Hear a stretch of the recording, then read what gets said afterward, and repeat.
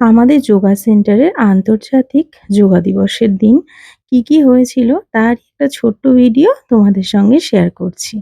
তো আমাদের সেন্টারটা হচ্ছে নবদ্বীপের রাধাবাজারে। তো যোগ হচ্ছে একটা সাধনার জিনিস। তোমরা সকলেই জানো যোগের মাধ্যমে আজকাল বহু এমন রোগ আছে যে রোগগুলো ওষুধে সারানো যাচ্ছে না। তো সেই সমস্ত রোগগুলো সেরে উঠছে।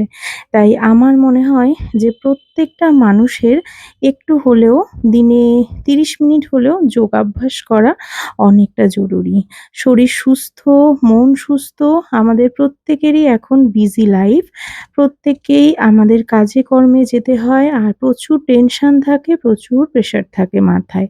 যেমন অফিসের প্রচুর প্রেশার থাকে, যারা ব্যবসা করে তাদেরও প্রচুর প্রেশার থাকে।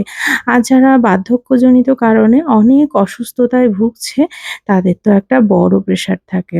তো প্রত্যেকটা মানুষেরই যোগাভ্যাস করা খুব জরুরি। যেমন ছোটদের ঠিক তেমনি বয়স্কদের।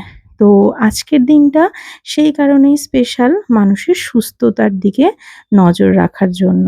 প্রত্যেকের সুস্থতা প্রত্যেককে দেখতে হবে আর আমাদের সবাইকে ভালো থাকতে হবে। তাই সকলে যোগাভ্যাস করুন।